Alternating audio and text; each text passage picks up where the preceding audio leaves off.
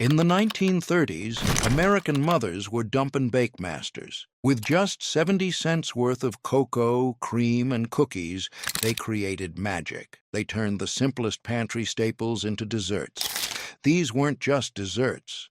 They were small miracles that were made by love. Today, we're stepping back into those kitchens to rediscover 60 dump and bake desserts. That defined an era when every penny mattered. Chocolate icebox cake became the most popular dessert in America between 1930 and 1955. It cost 70 cents total. Chocolate wafer cookies and heavy cream bought before shelves emptied at the corner store. Back in the kitchen, cream got whipped by hand until stiff peaks formed and shoulders burned from the effort. Then cookies were layered flat on the prettiest plate with thick cream spread between each one, building a long rectangle that looked nothing like cake. But overnight in the icebox, something magical happened. The cream soaked deep into every cookie, softening them into tender cake layers by sunrise. Children woke early just to sneak bites before church started. When cut into 8 slices, each piece cost only 12 cents, feeding the whole family for far less than a $2 bakery cake that would have dried out by Monday morning anyway. Graham cracker. Icebox cake showed up at every church, potluck, and family reunion across America for 3 straight decades. It cost 65 cents. Graham crackers and vanilla pudding ingredients picked up Friday morning before prices rose. At home, milk got heated slowly on the stovetop while sugar and cornstarch whisked together until the pudding thickened into smooth custard. Then whole graham crackers were laid flat in a rectangular pan, warm pudding poured generously over each layer, and the process repeated until the pan filled completely. By Saturday evening, those dry crackers transformed entirely. They softened into tender cake layers that sliced clean and tasted rich without any oven needed. Women quietly competed over whose version turned out best at church socials. 12 servings meant each piece cost about 5 cents, making this the most budget-friendly dessert when bakery cakes ran $2 and required special occasions. Which forgotten dump and bake dessert will you make first? Tell us in the comments below. Fudge filled candy dishes in every American home from the 1920s straight through the 1950s without pause. It cost 50 cents. Sugar, cocoa, milk, and butter measured into a heavy saucepan on Sunday afternoons when families gathered. The mixture got stirred constantly over medium heat, tested by dropping tiny amounts into cold water until it formed soft balls that held their shape. When it reached perfect temperature, the pan came off the heat and beating started hard with a wooden spoon until the mixture lost its shine and thickened fast. Then everything poured into a buttered pan, scored into squares before it set completely. By evening, 24 pieces cost about 2 cents each, with some wrapped in wax paper for neighbors who had even less. This fudge saved Christmas when store-bought candy cost triple and families counted every penny twice before spending anything on sweets. Before we move on, many of you asked in the comments where to find these recipes. We even received tons of email too, so we published these recipes on our website. The link is in the description. Let's continue. Peanut brittle turned county fairs and church bazaars into sweet-smelling celebrations from the 1920s through the 1950s. It cost 45 cents. Raw peanuts, sugar, corn syrup, and baking soda bought at the general store on Saturday mornings. At home, sugar and syrup boiled together in a heavy pot until the mixture turned golden amber and reached a hard crack stage when tested in cold water. Then peanuts got stirred in fast, followed by butter and baking soda that made everything bubble up like a volcano. The hot mixture poured onto a buttered baking sheet, spread thin with a wooden spoon, and left to cool until it hardened into glass-like sheets. Once cooled completely, it got broken into jagged pieces that snapped crisp between teeth. 40 pieces meant each cost about 1 cent, making this the cheapest candy families could afford when store-bought sweets ran a dime per piece, and budgets stayed tight. Divinity candy appeared on every Christmas and Easter table across the South from the 1920s straight through the 1950s. It cost 30 cents, sugar, corn syrup, and egg whites that turned into fluffy white clouds when beaten properly. Sugar and syrup boiled together until the mixture reached the hard ball stage, tested carefully by dropping small amounts into cold water. Meanwhile, egg whites got beaten by hand until stiff peaks formed and arms ached from the effort. Then hot syrup poured slowly into the whites while beating continued without stopping, and creating a thick, glossy mixture that held its shape. Spoonfuls dropped onto wax paper, left to dry until firm enough to hold. By evening, 30 pieces cost 1 penny each, wrapped in wax paper and stored in tins. This candy saved holiday celebrations when store-bought confections cost $0.25 per piece, and families needed something special without spending much money at all. These 5 desserts fed American families for pennies when money disappeared and pantries stayed empty. Chocolate icebox cake, graham cracker icebox cake, fudge, peanut brittle, and divinity candy kept children fed and celebrations alive. 55 more forgotten dump-and-bake desserts still wait ahead. Which one will you try first? Seafoam candy showed up at every Southern potluck and church social between the 1920s and 1940s without fail. It cost 30 cents, brown sugar, corn syrup, and egg whites that created caramel-colored clouds when beaten right. Brown sugar and syrup boiled together until the mixture reached hardball stage, carefully tested in cold water until it formed firm balls. Meanwhile, egg whites got beaten by hand into stiff peaks that stayed glossy and thick. Then hot brown syrup poured slowly into the whites while beating continued steadily, creating a tan, fluffy mixture that held shape perfectly. Spoonfuls dropped onto wax paper and dried until firm. By evening, 30 pieces cost 1 penny each, stored in tins that kept them fresh for weeks. This candy tasted like caramel marshmallows and saved family budgets when store-bought treats cost $0.25 per piece, and nobody had quarters to spare during those lean Depression years. Marshmallow treats became the fastest dessert mothers made from the 1940s straight through the 1950s across America. It cost 50 cents, Rice Krispies, cereal, marshmallows, and butter that melted together in minutes on the stovetop. Butter melted first in a large pot, then marshmallows got stirred in until everything turned smooth and gooey. The heat turned off, and cereal poured in fast, stirred quickly until every piece got coated in marshmallow. Then everything pressed into a buttered pan, flattened with wet hands before it cooled too much. Within 30 minutes, the pan cooled completely and got cut into 24 squares that stayed chewy for days. Each piece cost about 2 cents, wrapped in wax paper for school lunches when store-bought cookies cost a nickel each. Children begged for these treats weekly because they tasted sweet, stayed soft, and required no oven when summer heat made kitchens unbearable during those long, hot afternoons. No-bake chocolate, oatmeal cookies saved mothers from heating ovens during summers from the 1940s through the 1950s. It cost 40 cents.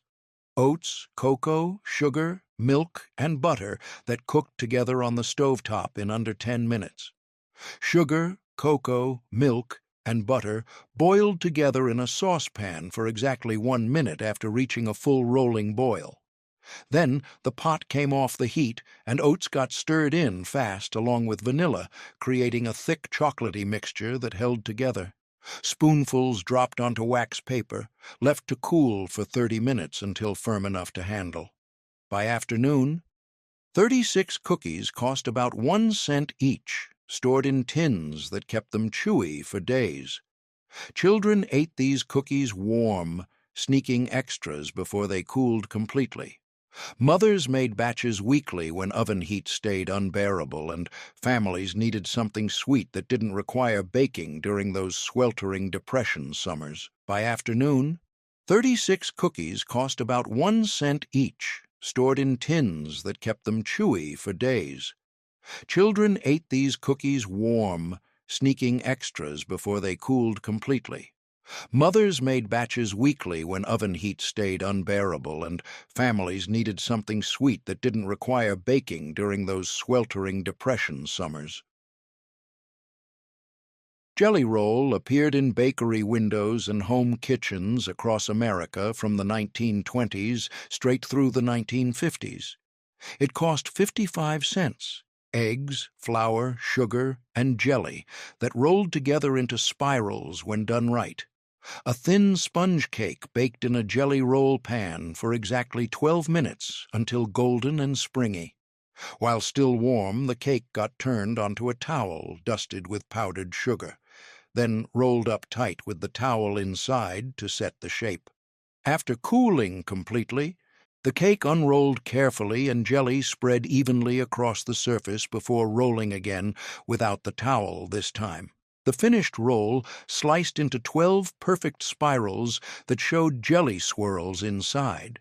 Each slice cost about 5 cents, served at afternoon teas when store-bought pastries cost a quarter each. This cake proved elegance didn't require money when simple ingredients and careful hands created beautiful desserts for pennies.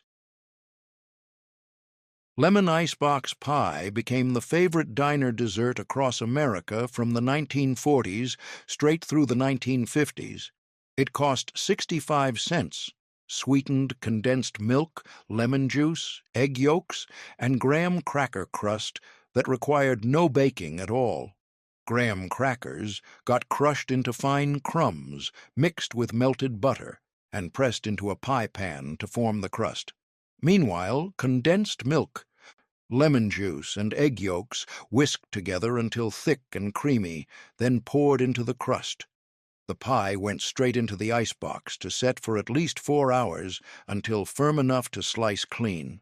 By evening, 8 slices cost about 8 cents each, topped with whipped cream if budgets allowed. Diners charged a quarter per slice and made huge profits. Families made this pie at home when lemons cost a nickel each and condensed milk stayed cheap during those years. 10 desserts down, 50 more forgotten recipes still ahead. Seafoam candy, marshmallow treats, no-bake cookies, jelly roll, and lemon icebox pie kept families fed for pennies when money disappeared. These dump-and-bake desserts saved American tables during the hardest years. Keep watching to discover what comes next. Chocolate eclair. Cake took over church potlucks and family reunions during the 1950s across America without warning. It cost 80 cents. Graham crackers, instant vanilla pudding, Cool Whip, and chocolate icing that layered together in minutes.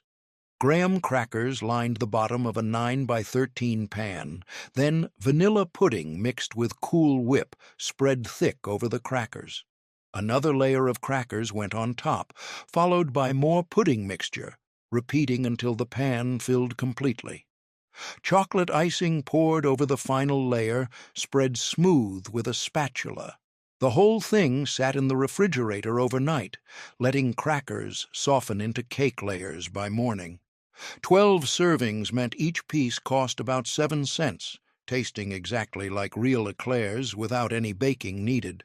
Women brought this dessert to every gathering because it traveled well, fed crowds easily, and impressed neighbors who thought it took hours to make when it actually took 15 minutes. Poke cake became the most colorful dessert on 1950s tables when Jell-O dominated American kitchens. It cost 55 cents. White cake mix, Jell-O powder, and Cool Whip that created rainbow patterns inside every slice. A white cake baked in a 9 by 13 pan, cooled for 15 minutes, then got poked all over with a wooden spoon handle, creating deep holes throughout. Hot Jell-O liquid poured over the warm cake, soaking into every hole and creating bright streaks of color inside. The cake cooled completely in the refrigerator for 4 hours while Jell-O set firm. Cool Whip spread over the top just before serving, hiding the colorful surprise underneath. When sliced, each piece revealed bright Jell-O veins running through white cake. 12 servings cost about 5 cents each, delighting children who begged for this dessert weekly. Mothers made it for birthdays when fancy layer cakes cost $3 and budgets stayed tight during those years. Watergate salad swept across America in the 1950s, named after the scandal that made headlines nationwide. It cost 70 cents. Pistachio pudding mix, crushed pineapple, mini marshmallows, and Cool Whip that mixed together without any cooking. Pistachio pudding powder got dumped straight into a bowl with undrained crushed pineapple, stirred until thick and green. Then marshmallows folded in, followed by Cool Whip that turned everything pale green and fluffy. The whole mixture chilled in the refrigerator for at least 2 hours before serving. 10 servings meant each cost about 7 cents, served in small bowls because the flavor stayed rich and sweet. Women brought this salad dessert to every potluck, calling it salad even though it tasted like candy. The pistachio flavor stayed unique, and the green color looked festive year-round. Families ate this weekly when pistachio pudding cost a dime, and Cool Whip stayed cheap during those prosperous post-war years. Pineapple fluff filled dessert tables at summer picnics and church socials throughout the 1950s without fail. It cost 55 cents. Crushed pineapple, lemon Jell-O, cottage cheese, and Cool Whip that mixed together in one bowl. Crushed pineapple with its juice got stirred into dry Jell-O powder, and creating a thick, fruity mixture without any hot water needed. Then cottage cheese folded in, adding protein and texture, followed by Cool Whip that turned everything light and fluffy. The whole mixture chilled in the refrigerator for 4 hours until set firm enough to scoop. 10 servings meant each cost about 6 cents, served in small bowls at summer gatherings when heat made heavy desserts unbearable. Women loved this recipe because it required no cooking, stayed light and refreshing, and used up leftover cottage cheese before it spoiled. Families ate this weekly when canned pineapple cost 15 cents and Cool Whip stayed affordable during those easy years. Orange fluff brightened holiday tables across America during the 1950s when citrus flavors dominated dessert trends. It cost 50 cents. Orange Jell-O, mandarin oranges, mini marshmallows, and Cool Whip that created sunshine in a bowl. Orange Jell-O powder got stirred into undrained mandarin oranges, creating a thick orange mixture without any hot water needed. Then marshmallows folded in, followed by Cool Whip that turned everything pale orange and cloud-like. The mixture chilled in the refrigerator for 3 hours until set firm but still fluffy. 10 servings meant each cost about 5 cents, the cheapest fluff dessert families could make during that decade. Children loved the bright orange color and sweet citrus flavor that reminded them of creamsicles. Mothers made this dessert weekly because it required no cooking, used inexpensive ingredients, and traveled well to potlucks when summer heat made baking impossible during those long, hot afternoons in unair-conditioned kitchens. 15 desserts discovered, 45 more still waiting ahead. Chocolate eclair cake, poke cake, Watergate salad, pineapple fluff, and orange fluff kept 1950s families fed for pennies. These no-bake desserts saved American kitchens when ovens stayed too hot and budgets stayed too tight. Keep watching for more forgotten recipes. Strawberry fluff became the most requested dessert at summer gatherings during the 1950s across suburban America. It cost 55 cents. Strawberry Jell-O powder got stirred into thawed frozen strawberries with their juice, creating a thick pink mixture without any hot water needed. Then marshmallows folded in, followed by Cool Whip that turned everything pale pink and fluffy like cotton candy. The mixture chilled in the refrigerator for 4 hours until set firm enough to scoop into bowls. 10 servings meant each cost about 6 cents, served at birthday parties when ice cream cost too much and melted too fast. Children begged for this dessert weekly because it tasted like strawberry ice cream but stayed soft and fluffy. Mothers made batches ahead for church picnics when summer heat made cooking unbearable during those long, humid afternoons before air conditioning became standard.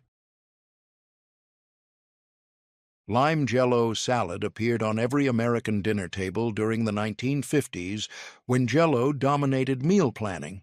It cost 45 cents. Lime Jell-O, cottage cheese, crushed pineapple, and a handful of chopped pecans if budgets allowed. Hot water dissolved the Jell-O powder first, then cold pineapple juice got stirred in to help it set faster.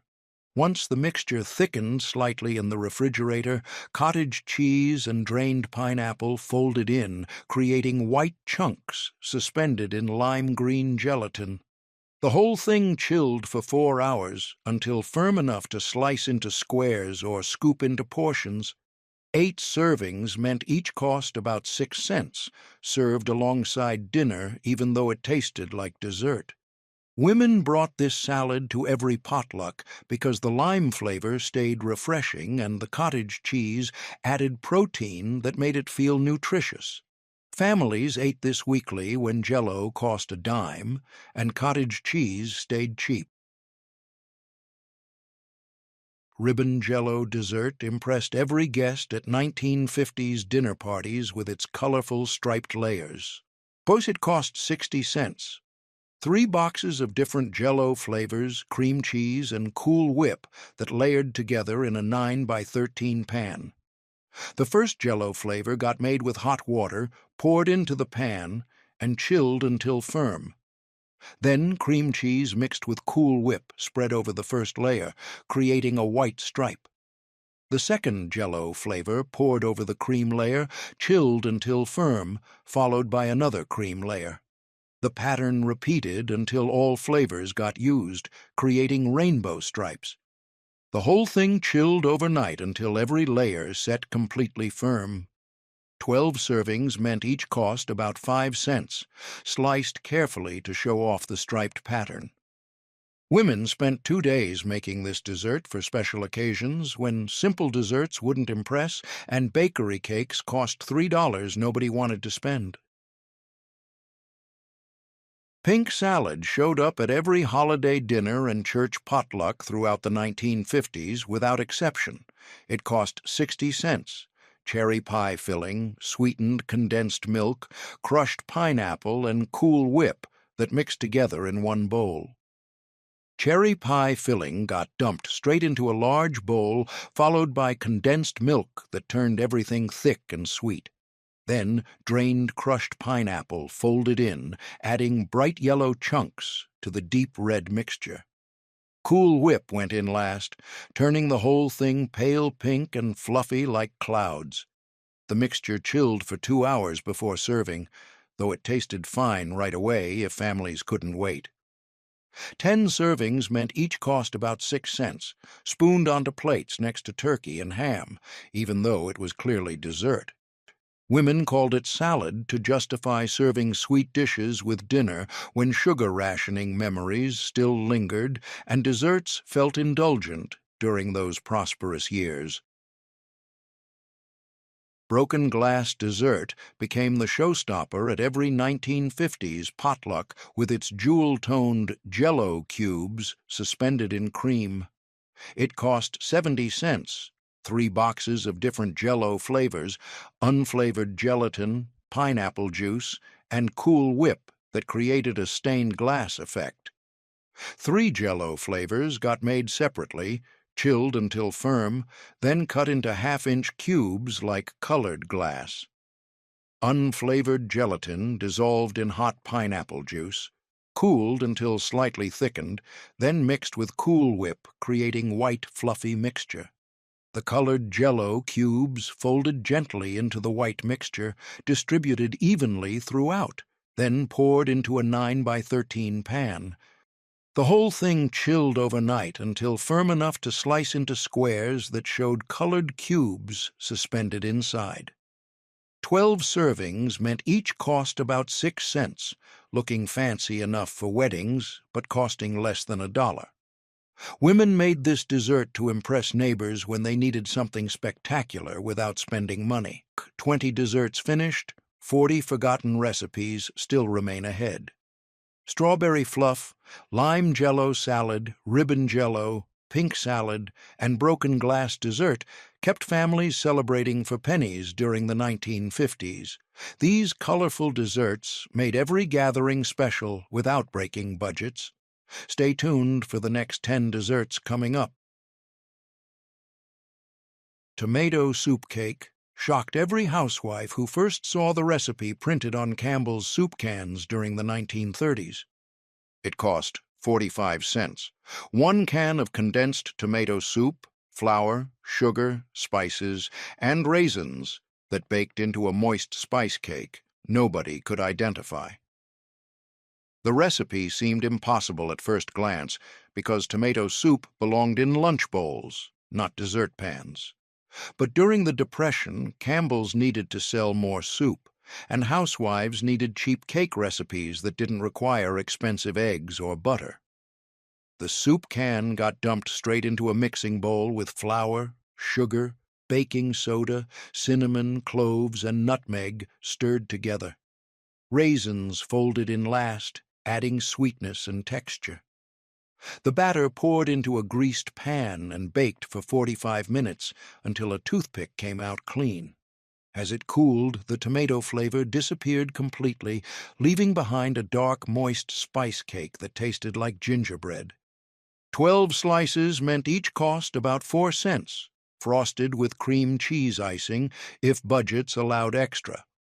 Children never guessed the secret ingredient even when told directly. Mothers made this cake weekly during the Depression because 1 soup can replace 3 eggs and half a stick of butter, saving 30 cents per cake when every penny counted. The recipe stayed popular through the 1940s and 1950s, appearing in church cookbooks across America, even after eggs became affordable again because the cake stayed moister than any other spice cake recipe anyone had ever tasted before. Cake became the secret weapon in every housewife's recipe box during World War II, rationing from 1942 through 1945. It cost 50 cents, mayonnaise, flour, sugar, cocoa, and hot water that replaced eggs, butter, and milk in chocolate cake. The recipe sounded disgusting when women first heard about it at Red Cross meetings, where volunteers shared rationing recipes. But mayonnaise was just emulsified eggs and oil, which meant it could replace both ingredients in cake batter without anyone tasting the difference. Flour, sugar, cocoa, and baking soda got mixed together in a large bowl first. Then mayonnaise and hot water got stirred in, creating a thin chocolate batter that looked wrong but smelled right. The batter poured into 2 round cake pans and baked for 30 minutes until springy on top. Once cooled, the layers stacked with chocolate frosting between them, creating a 2-layer cake that fooled everyone who tasted it. 12 slices meant each cost about 4 cents. Being served at birthday parties when butter cost too much and eggs were rationed to 2 per week per family. Children never detected the mayonnaise flavor, begging for seconds every time.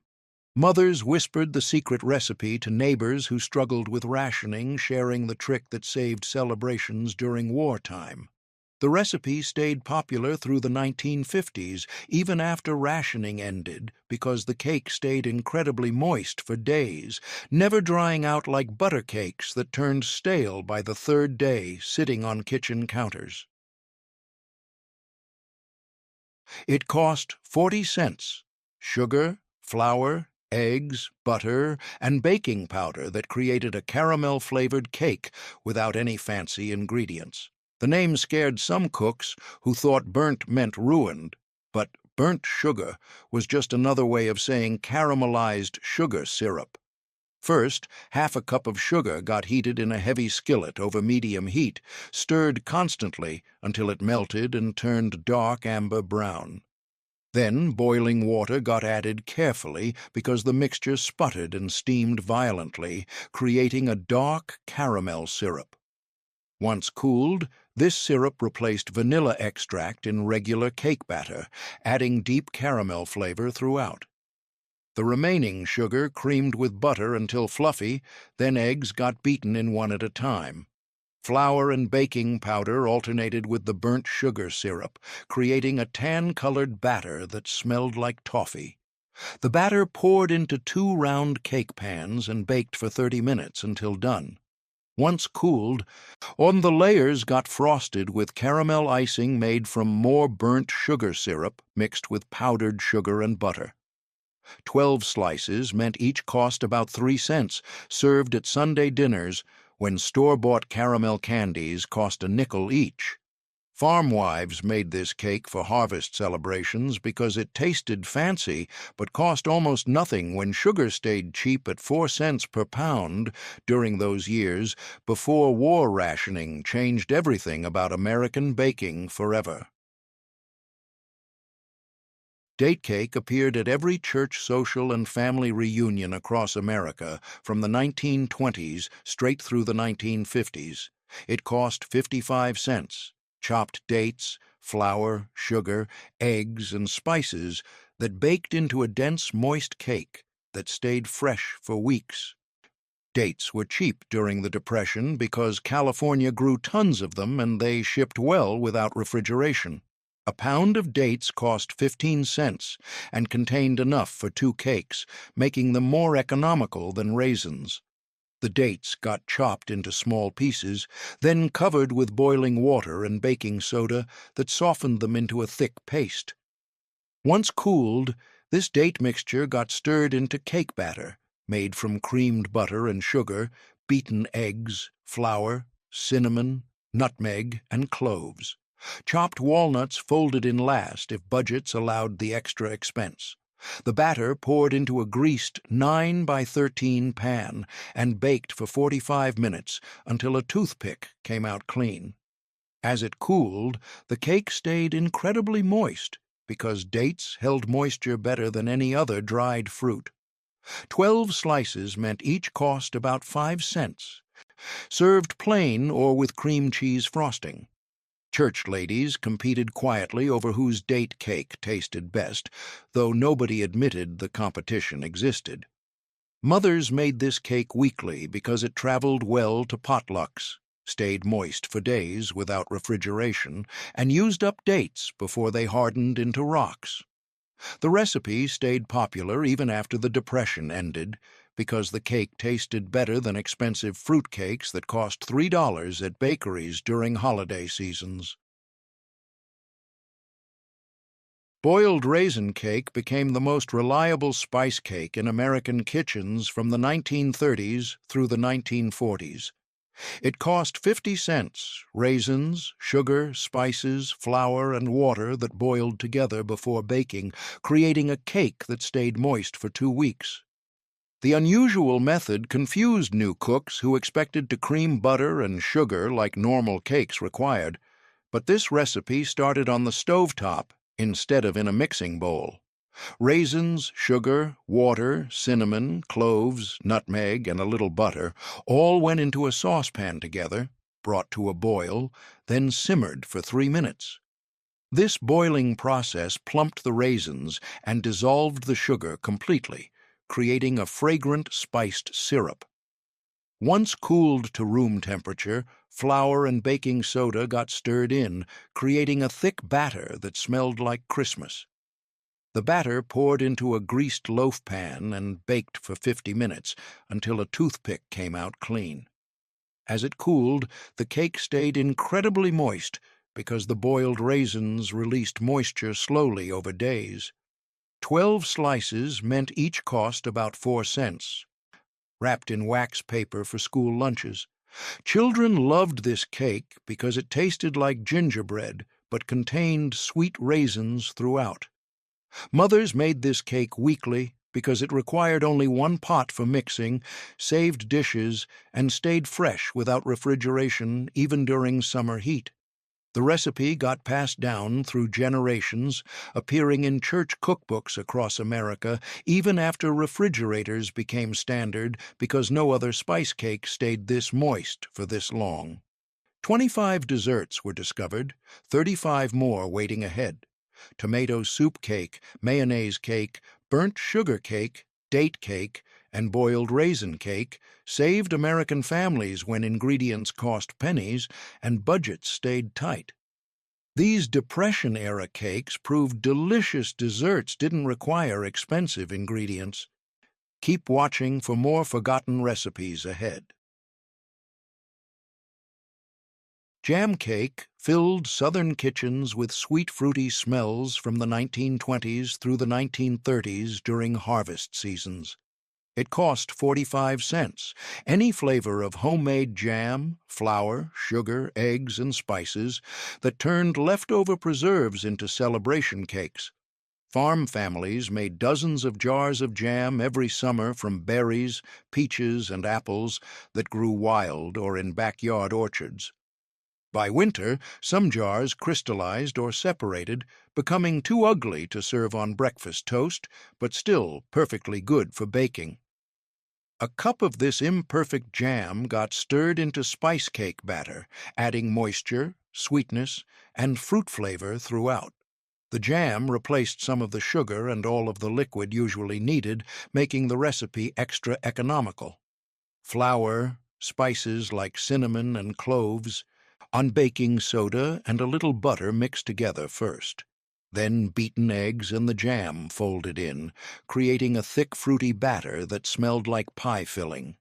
The batter poured into 2 round cake pans and baked for 30 minutes until done. Once cooled, the layers stacked with more jam spread between them instead of expensive frosting. 12 slices meant each cost about 4 cents, served at Sunday dinners when company came calling. Women made different flavored jam cakes throughout winter, using up jars that wouldn't last until next summer's harvest. Blackberry jam made dark purple cakes, strawberry made pink cakes, and apple butter made brown cakes that tasted like caramel. The recipe saved money and reduced waste, 2 things that mattered more than anything during those lean Depression years. Prune cake became President Eisenhower's declared favorite dessert during the 1950s, making it fashionable across America overnight. It cost 60 cents. Prunes, flour, sugar, eggs, spices, and buttermilk that baked into a dark, moist cake that tasted like nothing else. Prunes had a reputation problem because mothers gave them to children as laxatives, making kids hate them. But when baked into cake, prunes transformed into sweet, fruity pieces that nobody could identify by taste. A cup of prunes got simmered in water until soft, then chopped into small pieces or mashed into pulp, depending on preference. This prune mixture got stirred into spice cake batter, made from flour, sugar, cinnamon, nutmeg, cloves, baking soda, eggs, oil, and buttermilk. The prunes added incredible moisture and natural sweetness, and allowing bakers to reduce sugar without anyone noticing. The batter poured into a 9 by 13 pan and baked for 45 minutes until springy on top. As it cooled, the cake stayed moist for over a week because prunes held moisture better than any other dried fruit. 12 slices meant each cost about 5 cents, frosted with buttermilk icing made from butter, buttermilk, and powdered sugar boiled together. After newspapers reported Eisenhower's love for prune cake, housewives across America started making it weekly, serving it proudly at church socials and telling everyone the president ate this exact cake. Sales of prunes doubled during his presidency because families wanted to eat like the White House even though the recipe had existed since the 1920s without any fame at all. Wives across America started making it weekly, serving it proudly at church socials and telling everyone the president ate this exact cake. Sales of prunes doubled during his presidency because families wanted to eat like the White House even though the recipe had existed since the 1920s without any fame at all. Eggless fruitcake saved Christmas celebrations during World War II when eggs were rationed to 2 per person per week. It cost 60 cents. Dried fruit, flour, sugar, spices, and water that baked into a dense fruitcake without any eggs needed. Traditional fruitcakes required 6 eggs and cost over $2 to make, putting them out of reach for most families during rationing. But this wartime version used baking soda and vinegar to create lift instead of eggs, and it worked perfectly. Raisins, chopped dates, and dried apricots got simmered in water with sugar, butter, cinnamon, cloves, and nutmeg for 5 minutes. Once cooled, flour mixed with baking soda got stirred into the fruit mixture, then vinegar added last to activate the leavening. The batter poured into a greased loaf pan and baked for 90 minutes until firm.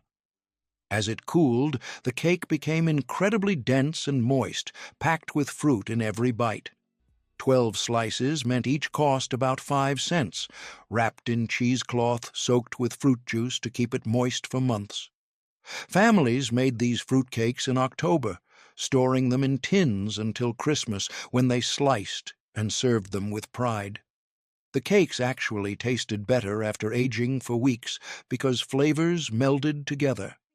After the war ended and eggs became plentiful again, many families continued making this eggless version because it stayed moister and cost half as much as traditional recipes that required expensive eggs and pounds of candied fruit nobody could afford anyway during those careful post-war years. Vinegar chocolate cake proved chemistry could replace expensive ingredients during the Depression years across America. It cost 45 cents. Flour, cocoa, sugar, vinegar, and baking soda that reacted together to create a tender chocolate cake without any eggs, butter, or milk. The recipe sounded strange to housewives who first encountered it in newspapers and ladies' magazines during the 1930s, but vinegar combined with baking soda created carbon dioxide bubbles that lifted the cake just like eggs would, and the vinegar flavor disappeared completely during baking. The dry ingredients mixed together first in the baking pan itself, creating 3 wells poked into the mixture. Vanilla poured into one well, vinegar into the second, and melted vegetable oil into the third. Then cold water poured over everything, and the whole thing got stirred right in the pan with a fork until barely combined. The pan went straight into the oven and baked for 30 minutes until springy on top. As it cooled, the cake stayed incredibly moist and tender because oil kept it softer than butter ever could. 12 slices meant each cost about 4 cents, dusted with powdered sugar or frosted with chocolate icing. Children called it wacky cake because of the crazy mixing method, never knowing it was actually called vinegar cake in older cookbooks. Mothers made this cake weekly because it required no mixing bowls, no electric mixers, no expensive ingredients, and no eggs that cost 14 cents per dozen during those lean years.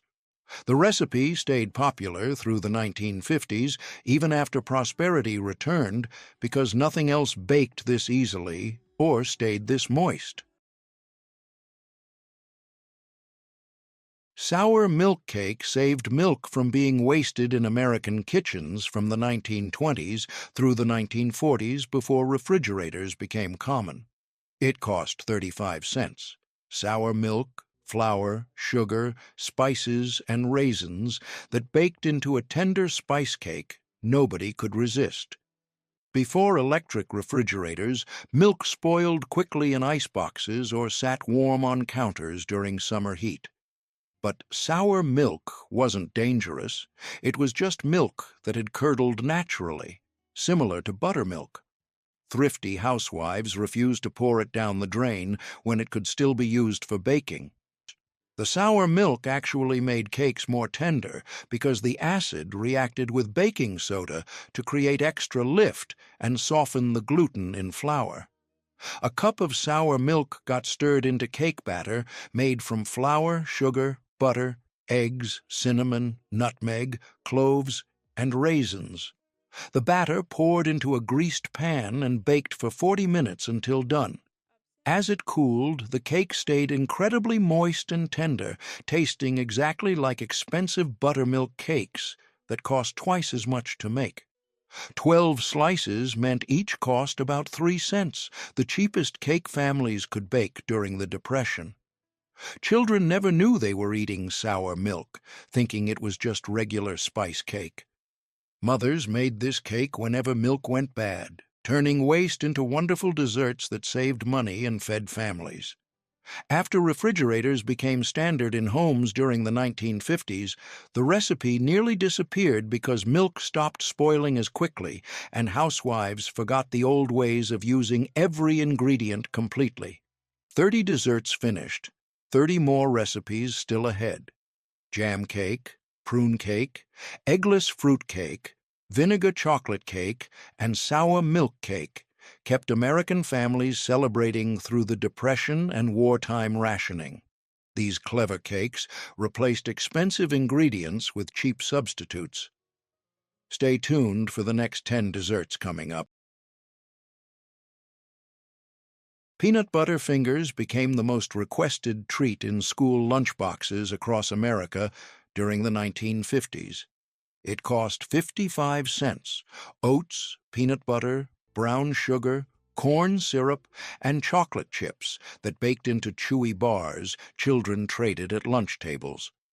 The recipe appeared in church cookbooks and PTA newsletters, spreading quickly through neighborhoods as mothers shared the trick for making homemade treats that rivaled store-bought candy bars. Brown sugar and corn syrup got heated together until melted and smooth, then peanut butter stirred in until combined. Oats mixed in last, creating a thick, sticky mixture that pressed into a greased 9 by 13 pan. The whole thing baked for 15 minutes until golden and set. While still warm, chocolate chips got sprinkled over the top, left to melt for 5 minutes, then spread smooth with a spatula to create a chocolate layer on top. Once cooled completely, the pan got cut into 24 finger-sized bars. Each bar cost about 2 cents, wrapped individually in wax paper for school lunches when candy bars cost a nickel each. Children loved these bars because they tasted like peanut butter cups, but stayed chewy instead of melting in hot lunchboxes. Mothers made double batches weekly because the bars disappeared fast, with children sneaking extras before school and after dinner. The recipe stayed popular because it required no eggs, no flour, no mixer, and no fancy ingredients that cost too much. PTA, bake sales, featured these bars at every event because they sold out first, making more money than any other homemade treat on the tables.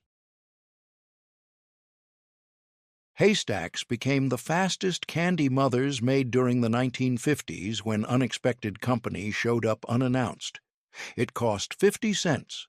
Butterscotch chips, shredded coconut, and chow mein noodles that melted together in minutes without any baking needed. The recipe seemed odd because chow mein noodles came from Chinese food, not desserts. But the crunchy noodles created perfect texture when coated in butterscotch and coconut, looking exactly like little haystacks of dried grass. Butterscotch chips got melted in a double boiler or directly in a pot over low heat, stirred constantly so they wouldn't burn. Once smooth and melted, the pot came off the heat and shredded coconut stirred in, followed by chow mein noodles that got coated completely in the butterscotch mixture. Working quickly before it hardened, spoonfuls dropped onto wax paper in little mounds that looked like haystacks. The candy hardened at room temperature in 30 minutes, ready to serve. 30 pieces meant each cost about 2 cents. 30 pieces meant each cost about 2 cents, stored in tins that kept them fresh for weeks. Children loved these because they stayed crunchy and sweet, tasting like butterscotch candy mixed with coconut macaroons. Mothers made haystacks for last-minute gatherings because they required no oven, no mixer, and no complicated steps that took time. Church ladies brought them to bake sales because they looked impressive but cost almost nothing to make. The recipe stayed popular through the 1960s and 1970s because it never failed, always turned out perfect, and could be made in 10 minutes flat when time ran short before company arrived unexpectedly at the front door. Popcorn balls turned Halloween and harvest festivals into sweet celebrations from the 1920s through the 1950s across rural America. It cost 20 cents, popcorn kernels, molasses or corn syrup, sugar, and butter that turned plain popcorn into candy-coated spheres children cherished. Before candy companies mass-produced wrapped treats, homemade popcorn balls were the Halloween candy every farmhouse handed out to trick-or-treaters and party guests. Popcorn got popped on the stovetop in a heavy pot with a little oil, creating big bowls of fluffy white kernels. Meanwhile, sugar, molasses, butter, and a little vinegar boiled together until the mixture reached soft crack stage when tested in cold water. Once ready, the hot syrup poured over the popcorn and everything got stirred quickly to coat every kernel. Working fast before it cooled, buttered hands shaped the sticky mixture into baseball-sized balls, pressing firmly so they held together. Each ball got wrapped in wax paper to keep them from sticking together. 20 balls meant each cost about 1 penny, the cheapest candy families could make during the Depression when store-bought candy cost a nickel per piece. Children loved them because they were crunchy, sweet, and lasted forever without spoiling. Mothers made dozens for school harvest parties and Halloween nights when every child expected treats.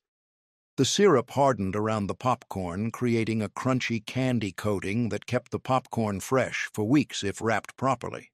After wrapped candies became cheap in the 1960s, homemade popcorn balls nearly disappeared because mothers chose convenience over tradition, and the old ways faded away slowly but surely.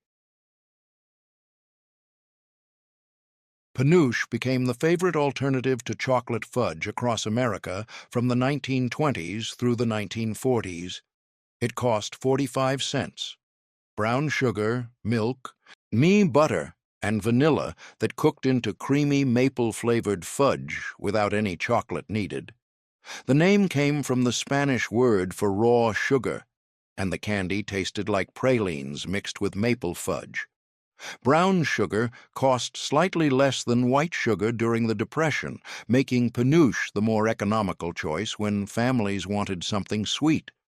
Brown sugar and milk got boiled together in a heavy saucepan, stirred constantly until the mixture reached softball stage when tested in cold water. This required patience because rushing caused grainy fudge that tasted wrong. Once the mixture reached perfect temperature, it came off the heat, and butter stirred in until melted. Then the pot cooled to lukewarm without any stirring, which took about 30 minutes of waiting. Once cooled properly, vanilla added, And beating started hard with a wooden spoon until the mixture lost its shine and thickened dramatically. This beating process took arm strength and determination because stopping too soon resulted in fudge that never set properly. The thick mixture poured into a buttered pan, smoothed flat, and left to set for several hours. Once firm, it got cut into 36 squares. Each piece cost about 1 cent, stored in tins between layers of wax paper. Children who disliked chocolate loved Penouche because it tasted like caramel candy. Mothers made this fudge when cocoa cost too much or ran out before payday, proving brown sugar made candy just as delicious as chocolate ever could. Coconut cream icebox pie became the signature dessert at diners across America during the 1950s. It cost 75 cents. Sweetened coconut, milk, cornstarch, sugar, egg yolks, and a graham cracker crust that chilled into creamy perfection. Diners charged 50 cents per slice and made huge profits because the pie cost so little to make and sliced into 8 generous pieces. Graham crackers got crushed fine, mixed with melted butter and a little sugar, then pressed into a pie pan to form the crust. Meanwhile, a custard cooked on the stovetop using milk, sugar, cornstarch, egg yolks, and sweetened shredded coconut that toasted lightly first to bring out flavor. The mixture got stirred constantly over medium heat until thick enough to coat a spoon heavily. Once done, it poured into the graham cracker crust and went straight into the refrigerator to chill for at least 4 hours until firm. Whipped cream piled on top just before serving with extra toasted coconut sprinkled over for decoration. 8 slices meant each cost about 9 cents to make, but sold for 50 cents at diners, creating a 41-cent profit per slice. Families made this pie at home for special occasions when coconut cream pie from bakeries cost $2 and required picking up in person. The pie stayed fresh for 3 days in the icebox, though it rarely lasted that long because families ate it quickly. Women served this pie at church socials and family gatherings when they wanted something impressive that tasted expensive but cost less than $1 to make from scratch, without any baking required at all. 35 desserts revealed, 25 more waiting to be discovered. Peanut butter fingers, haystacks, popcorn balls, Penouche, and coconut cream icebox pie kept American families celebrating for pennies during the 1950s. These simple treats proved expensive. Candy wasn't necessary when creativity and cheap ingredients combined perfectly. More forgotten recipes coming next.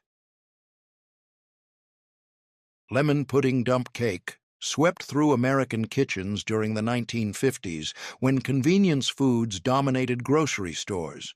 It cost 60 cents. Lemon cake mix, instant lemon pudding, eggs, and water that dumped together and baked without any complicated steps. The recipe appeared on the back of cake mix boxes, created by food companies trying to sell more products during the prosperity years. Yellow cake mix got dumped into a mixing bowl first, followed by dry instant pudding powder that added extra lemon flavor and kept the cake incredibly moist. Eggs and water got added.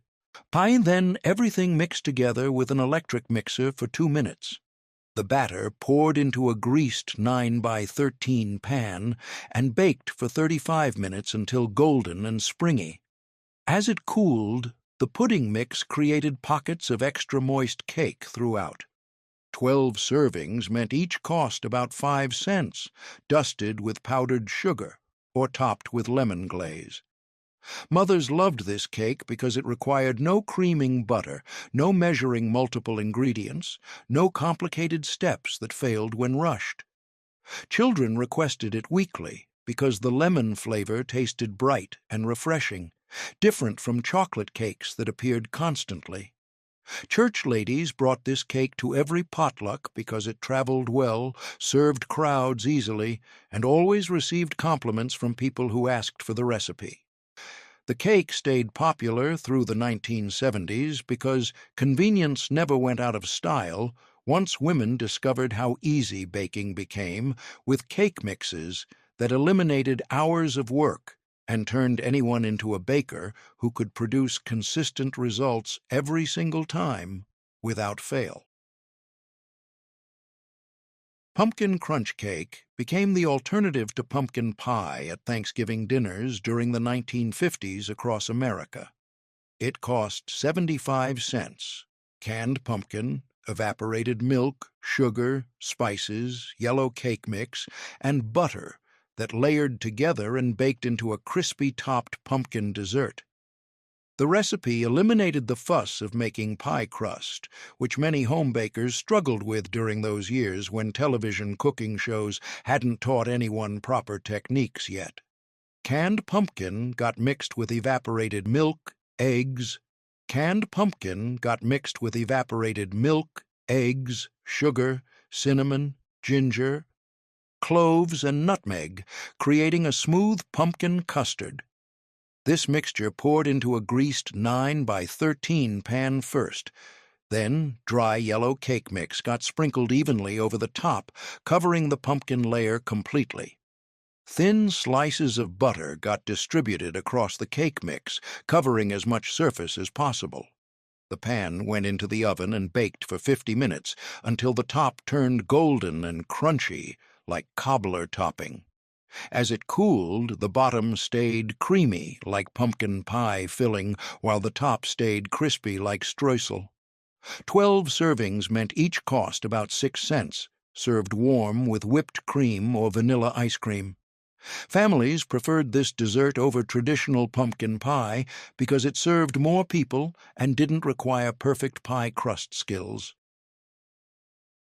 Potato candy shocked everyone who first heard the recipe during Depression years across Appalachia and Pennsylvania. It cost 25 cents. One small potato, powdered sugar, and peanut butter that rolled into pinwheel candies nobody could believe contained potatoes. Potato got baked until soft, peeled while still hot, then mashed completely smooth without any lumps remaining. While still warm, powdered sugar got stirred in gradually, adding more and more until the mixture became stiff dough similar to pie crust. This took several cups of sugar, transforming the potato into sweet white candy dough. The dough rolled out thin on a surface dusted with more powdered sugar, creating a rectangle about a quarter-inch thick. Creamy peanut butter spread evenly across the entire surface, then the dough rolled up tightly like a jelly roll. The roll got wrapped in wax paper and chilled in the icebox for several hours until firm.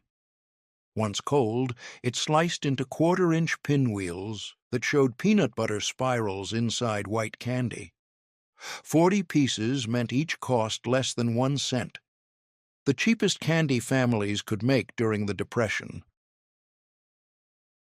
Molasses crinkle cookies filled cookie jars across America from the 1920s through the 1950s during fall and winter months. It cost 35 cents. Molasses, flour, sugar, spices, and butter that baked into soft, chewy cookies with crackled sugar tops. Molasses was cheap during the Depression because it was a byproduct of sugar refining, costing half as much as honey or maple syrup. Butter, sugar, and molasses got creamed together until fluffy, then an egg beaten in. Flour, baking soda, cinnamon, ginger, and cloves mixed together separately, then stirred into the molasses mixture to create a soft, sticky dough. The dough chilled in the icebox for at least an hour, making it easier to handle. Once chilled, the dough got rolled into 1-inch balls between palms, then rolled in granulated sugar until coated completely. The sugar-coated balls got placed on baking sheets 2 inches apart and baked for 12 minutes. As they baked, the tops cracked dramatically, creating the distinctive crinkled pattern that gave the cookies their name. The cookies came out of the oven soft and puffy, settling into chewy rounds as they cooled. 36 cookies meant each cost about 1 cent, stored in tins that kept them soft for weeks. Children loved these cookies because they tasted like gingerbread but stayed chewy instead of crispy. Cornflake macaroons became the easiest cookie grandmothers made from the 1930s through the 1950s across America. It cost 35 cents. Cornflakes, sweetened coconut, egg whites, and sugar that baked into crunchy golden mounds children adored. The egg whites got beaten by hand or with a rotary mixer until stiff peaks formed, which took strong arms and patience before electric mixers became common. Sugar got beaten into the whites gradually, creating a glossy meringue that held its shape. Then sweetened shredded coconut folded in gently, followed by cornflakes that got stirred in carefully so they didn't crush completely. The mixture dropped by spoonfuls onto greased baking sheets, creating rough mounds that looked like little haystacks. The cookies baked for 15 minutes at low temperature until golden and crispy on the outside while staying slightly chewy inside. Children loved these because they stayed crunchy and sweet, tasting like candy but passing as cookies. 40 desserts completed, 20 forgotten recipes still remain. Lemon pudding, dump cake, pumpkin crunch cake, potato candy, molasses crinkle cookies, and cornflake macaroons kept American families celebrating for pennies through Depression years and prosperous decades. These simple desserts proved delicious treats didn't require expensive ingredients. Final 20 desserts coming next. Nut cake appeared at every Southern wedding and funeral reception from the 1920s straight through the 1950s without exception. It cost 65 cents, any kind of cheap nuts, flour, sugar, eggs, butter, and vanilla that baked into a simple butter cake studded with crunchy nuts throughout. The cake started like any basic butter cake with butter and sugar creamed together until light and fluffy, which took strong arms and patience before electric mixers became standard kitchen equipment. Eggs got beaten in one at a time, followed by vanilla extract that added sweetness and aroma. Flour mixed with baking powder got added alternately with milk, creating a smooth, thick batter that poured easily. Then chopped nuts, folded in gently at the end, distributed evenly throughout so every slice would contain nuts in every bite. The batter poured into 2 round cake pans, or 1 large rectangular pan, depending on the occasion and what pans were available in the kitchen. The cake baked for 35 minutes until a toothpick inserted in the center came out clean and the top turned golden brown. As it cooled on wire racks, the smell of toasted nuts filled the entire house, making children gather in the kitchen waiting for the first slice. Once completely cooled, the layers got stacked with simple vanilla frosting between them, or the single sheet cake got frosted all over with fluffy white frosting made from butter, powdered sugar, milk, and vanilla. 12 generous slices meant each cost about 5 cents, wrapped in wax paper for church socials when requested. Church ladies competed quietly over whose nut cake tasted best at funeral receptions, though nobody ever spoke about the competition out loud, because that would have been inappropriate during times of mourning.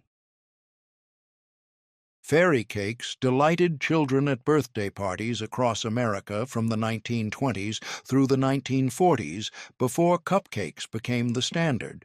It cost 40 cents, flour, sugar, eggs, butter, and a tiny bit of vanilla that baked into individual tiny cakes small enough for fairy-sized appetites. The batter started with eggs and sugar beaten together for a full 10 minutes by hand until thick, pale, and tripled in volume, creating the light sponge texture that made these cakes special.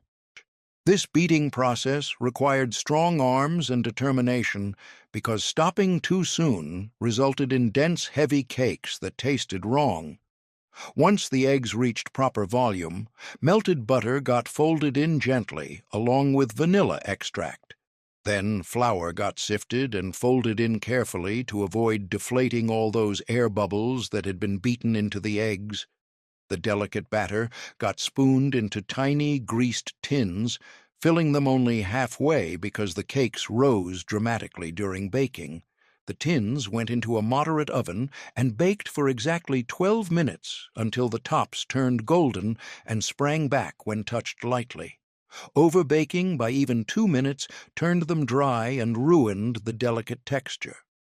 Once cooled completely, the tiny cakes got topped with simple frosting made from powdered sugar, butter, and a drop of milk beaten until smooth. 24 fairy cakes meant each cost less than 2 cents, arranged on platters at children's birthday parties when expensive layer cakes from bakeries cost $2 and served only 8 people. Children loved fairy cakes because they could hold an entire cake in their small hands without needing forks or plates that often got dropped during excited play. Mothers made these cakes for afternoon teas when lady friends came calling for visits that lasted hours. The recipe nearly disappeared after World War II when larger American-style cupcakes became fashionable, and fairy cakes seemed too small and old-fashioned for modern tastes. But elderly grandmothers continued making them for great-grandchildren who loved the miniature size, and the recipe survived in handwritten cookbook collections passed down through generations of women who remembered when tiny meant special and small cakes tasted like magic from fairy tales told at bedtime. Stack cake became the wedding cake of Appalachia from the 1920s through the 1950s when brides had no money for bakery cakes. It cost 65 cents. Flour, molasses, spices, and dried apple filling that stacked into towering layer cakes that fed entire communities. The tradition started because mountain families couldn't afford fancy wedding cakes, so each guest brought a single cake layer to the wedding and the bride's family stacked them all together with apple butter spread between each one. The individual layers baked thin and flat, similar to large cookies rather than fluffy cake layers. The dough contained flour, molasses, brown sugar, butter, eggs, baking soda, ginger, and cinnamon mixed into a stiff dough that rolled out thin on floured surfaces. Each layer got cut into uniform circles using a dinner plate as a template, then baked on flat pans until firm and slightly crispy around the edges. The layers cooled completely before stacking to prevent them from breaking or becoming soggy. Meanwhile, dried apples that had been preserved during fall harvest got simmered in water with sugar and spices until they softened into a thick, spreadable paste, similar to apple butter. This filling got spread generously between each cake layer, coating the entire surface before the next layer went on top. The more layers a cake had, the wealthier and more popular the bride's family appeared, because many layers meant many friends brought cakes to the celebration. Some wedding cakes reached 12 layers tall, towering over dessert tables like architectural achievements. The assembled cake sat at room temperature for at least 2 days before serving. Jam roll graced afternoon tea tables across America from the 1920s through the 1950s when ladies gathered for social visits.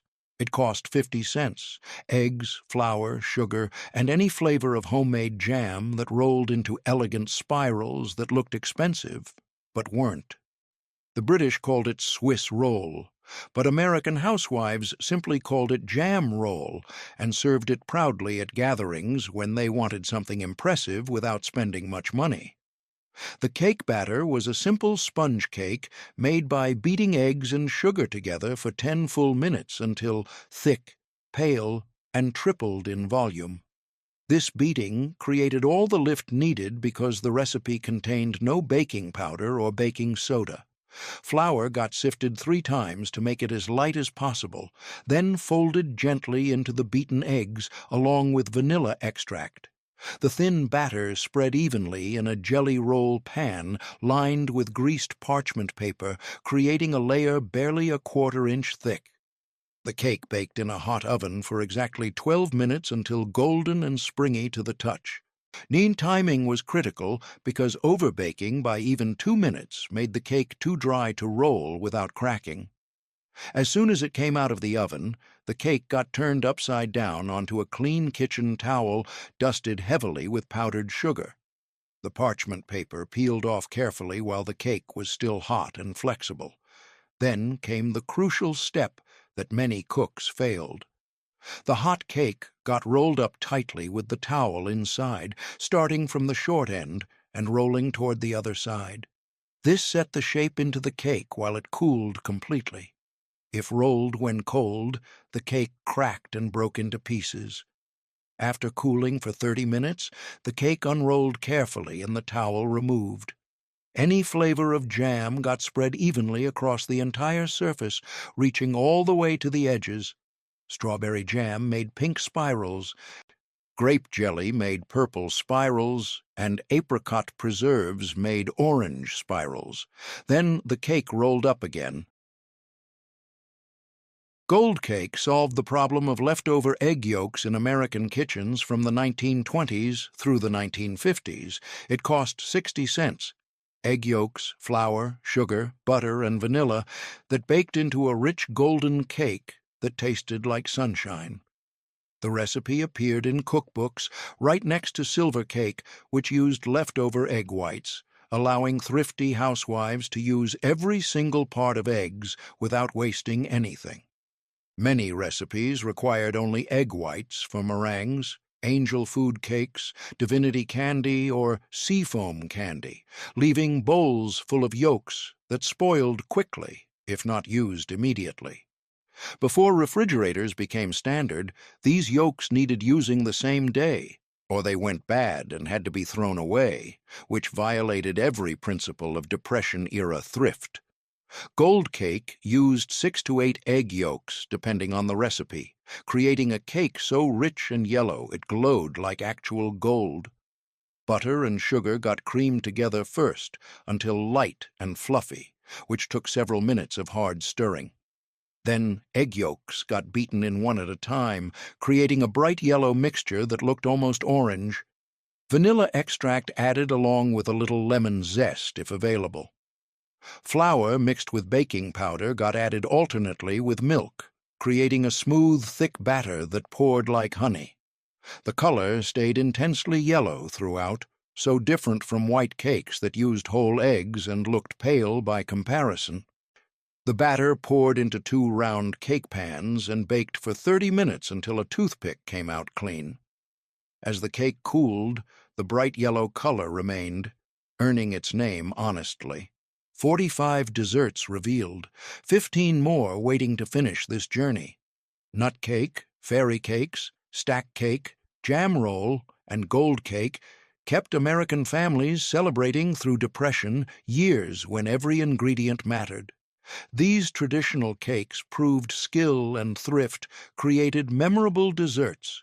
Final 15 recipes coming up next. Silver cake paired perfectly with gold cake in American kitchens from the 1920s through the 1950s. It cost 50 cents. Egg whites, flour, sugar, butter, and almond extract that baked into a pure white cake as pale as moonlight. The recipe used 6 to 8 egg whites depending on size, solving the leftover problem when gold cake used all the yolks from the same dozen eggs. The cake started differently than most because egg whites needed careful handling to create the signature white color and light texture. Butter and sugar got creamed together first until fluffy and pale. Then egg whites got beaten separately until stiff peaks formed, which took strong arms and patience when done by hand with wire whisks before electric mixers became common. The beaten whites folded gently into the butter mixture, alternately with flour and milk, taking care not to deflate all those air bubbles that had been beaten into the whites. Almond extract added instead of vanilla because vanilla would have tinted the cake slightly brown, ruining the pure white appearance that made silver cake special. Some cooks added a tiny drop of violet extract for a subtle floral flavor that complemented the almond. The delicate batter poured into 2 round cake pans lined with greased parchment paper to prevent any sticking that might tear the tender cake.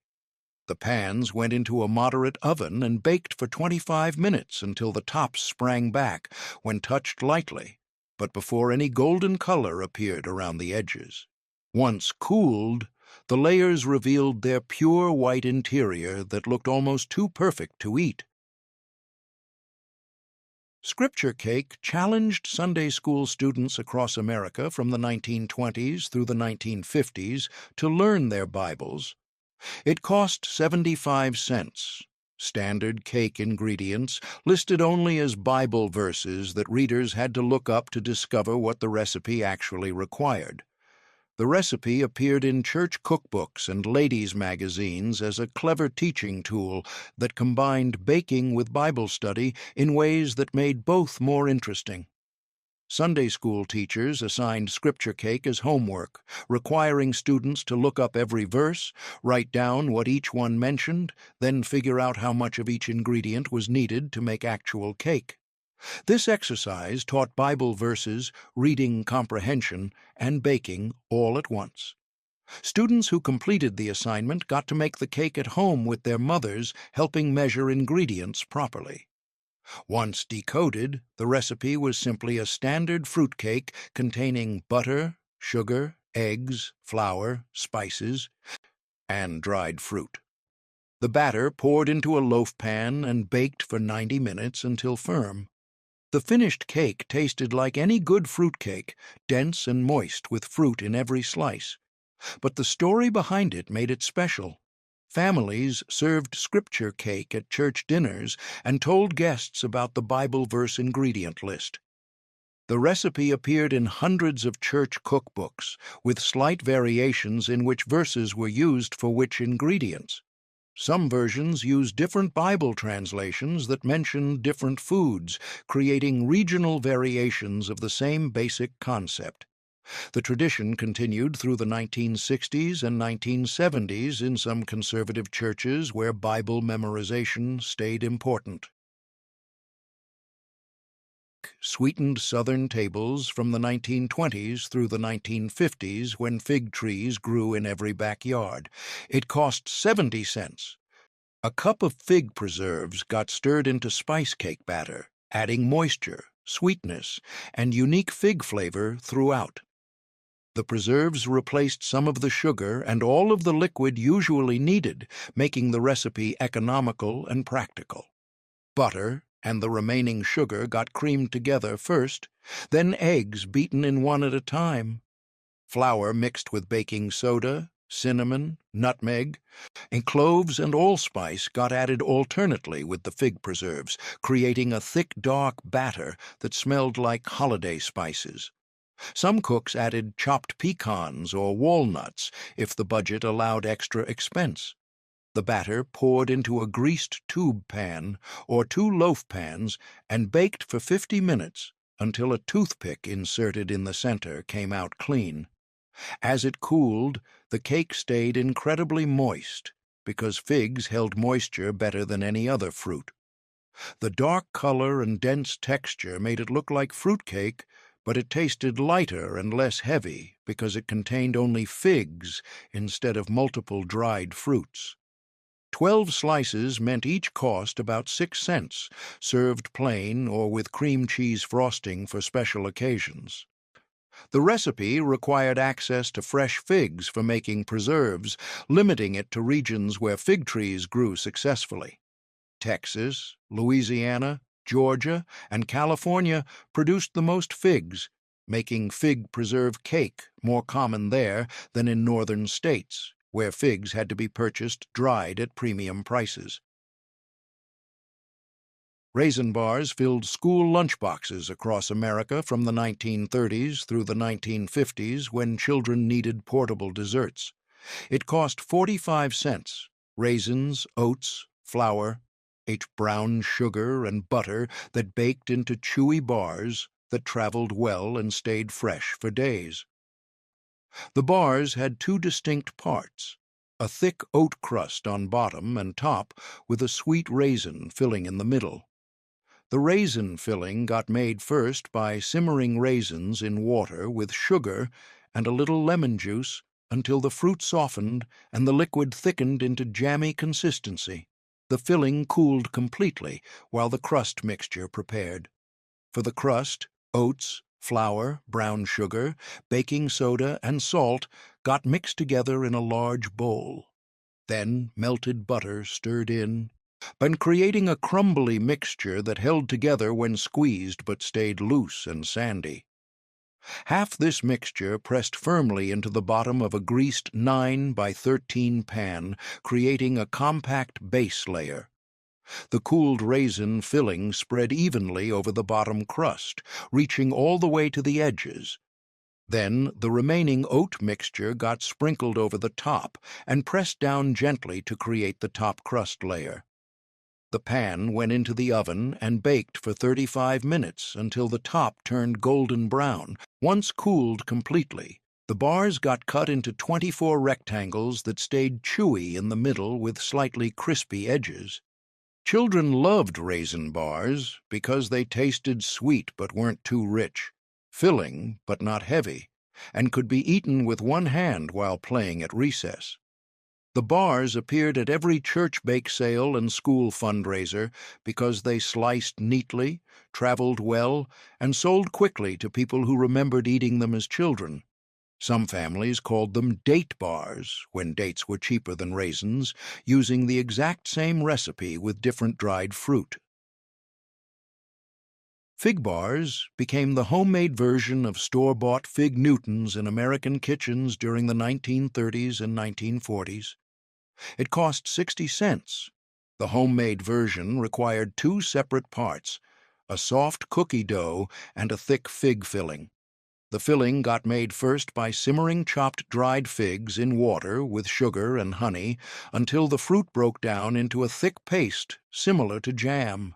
Some cooks added orange zest or lemon juice for brightness. The filling cooled while the dough prepared.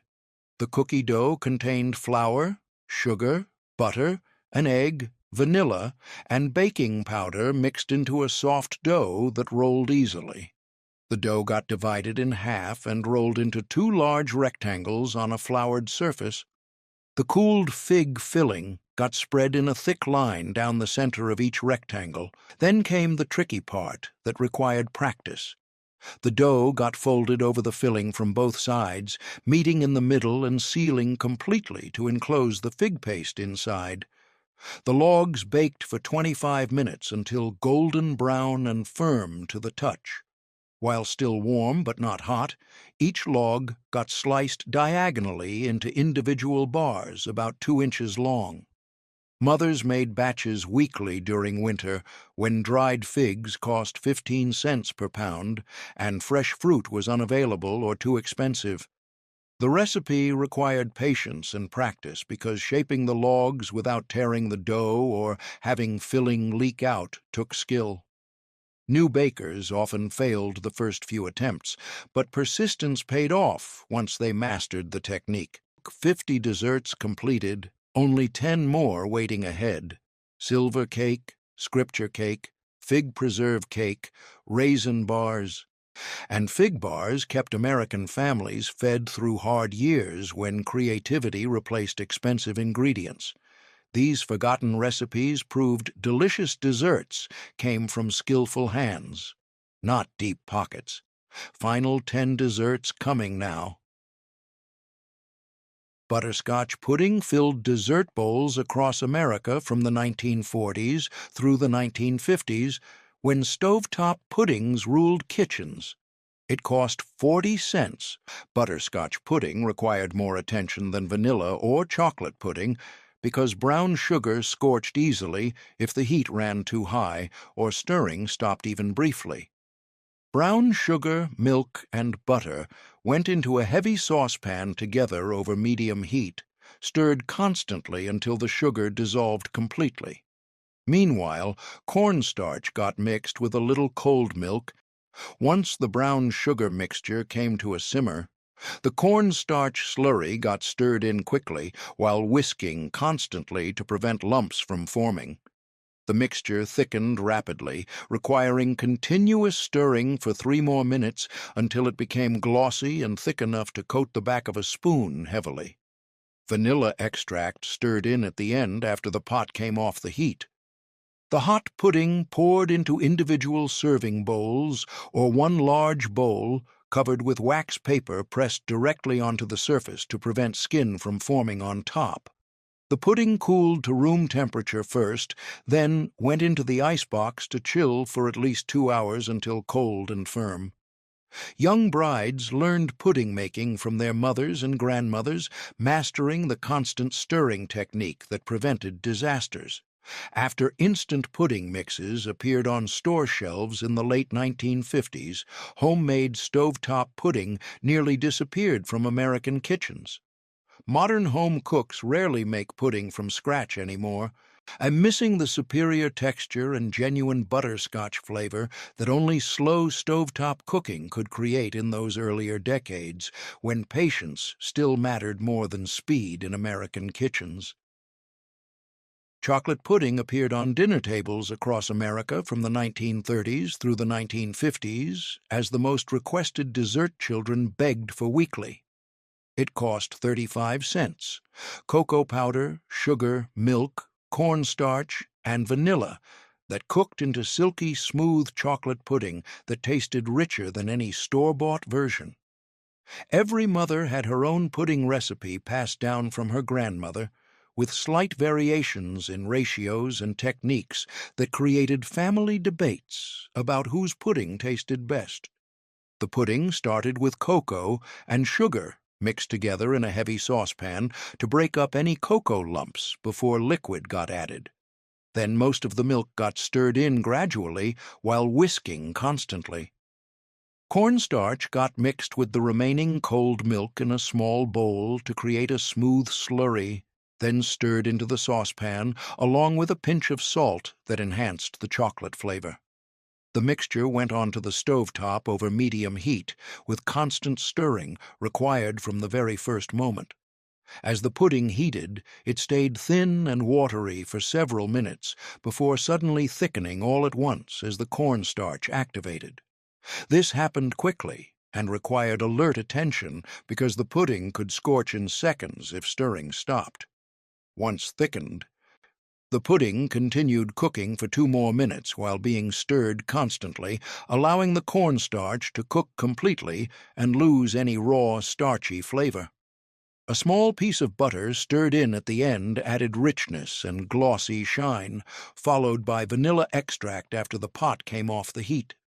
The hot pudding got poured into individual custard cups or one large serving bowl, then covered with wax paper pressed directly onto the surface to prevent skin from forming as it cooled.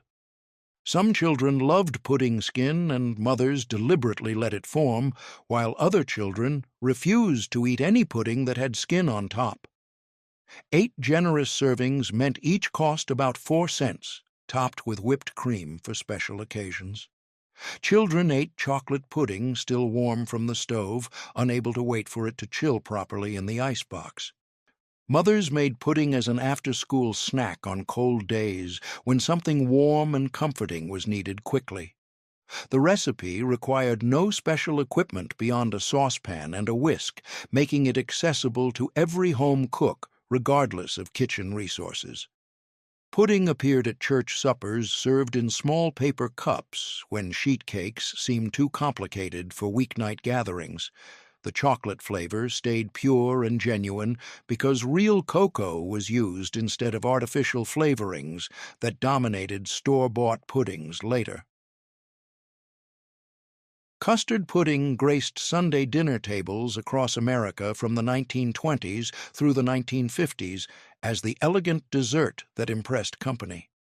It cost 50 cents, milk, eggs, sugar, vanilla, and nutmeg that baked into silky smooth custard that tasted like simplicity perfected. True custard required careful baking in a water bath to prevent curdling, making it slightly more complicated than stovetop puddings, but worth the extra effort for special occasions. The custard mixture started with eggs, beaten with sugar until smooth and pale yellow. Milk got scalded first by heating it just until tiny bubbles formed around the edges, but before it boiled completely. This scalding step killed any bacteria and helped the custard set properly. The hot milk got stirred gradually into the egg mixture while whisking constantly to temper the eggs and prevent them from scrambling. Vanilla extract and a tiny pinch of salt stirred in. Then the mixture got strained through a fine sieve to remove any bits of cooked egg or chalazai that would create lumps in the finished custard. The smooth mixture poured into individual custard cups, or one large baking dish. Then nutmeg got grated fresh over the top for traditional flavor and aroma. The cups got placed in a large roasting pan and hot water poured in until it reached halfway up the sides of the custard cups. This water bath ensured gentle, even heat that cooked the custard slowly without curdling. The pan went into a moderate oven and baked for 45 minutes until the custard set around the edges but still jiggled slightly in the center. The cups came out of the water bath carefully and cooled to room temperature before going into the icebox to chill completely.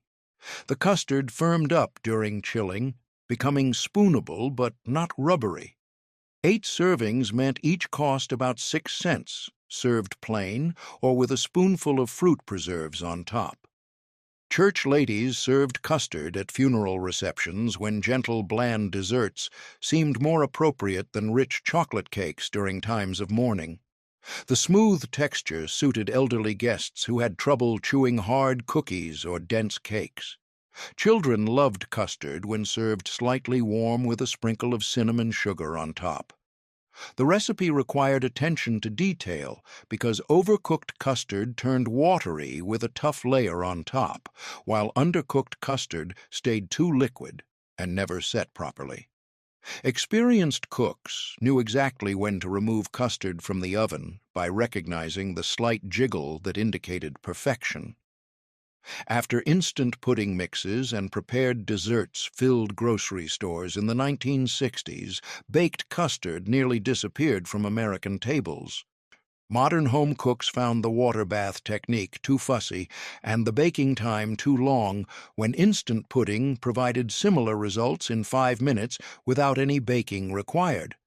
But true custard lovers knew the difference and continued making it occasionally when they wanted genuine comfort food that tasted like grandmother's kitchens in those simpler times.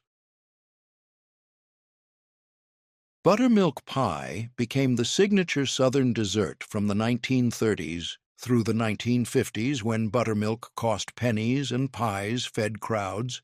It cost 55 cents.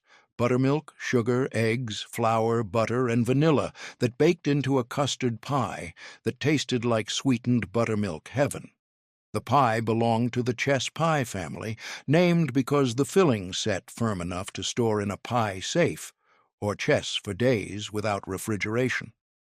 Before buttermilk sold in stores, it was the liquid left over from churning butter at home, essentially free for farm families who made their own butter weekly. Even families who bought butter could get buttermilk cheap at dairies that had gallons of it with no other use. This made buttermilk pie one of the most economical desserts in the South, where buttermilk traditions ran deep. The filling mixed together simply in one bowl without any complicated steps.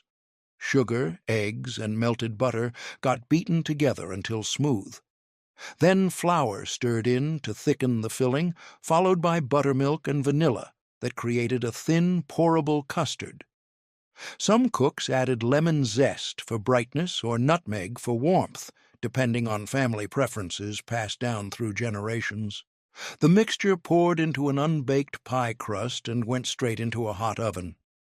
As it baked for 45 minutes, the top turned golden brown and the filling set into tender custard that jiggled slightly when done. The magic happened during baking when the flour and eggs worked together to thicken the buttermilk into sliceable pie without any cornstarch or additional thickeners needed.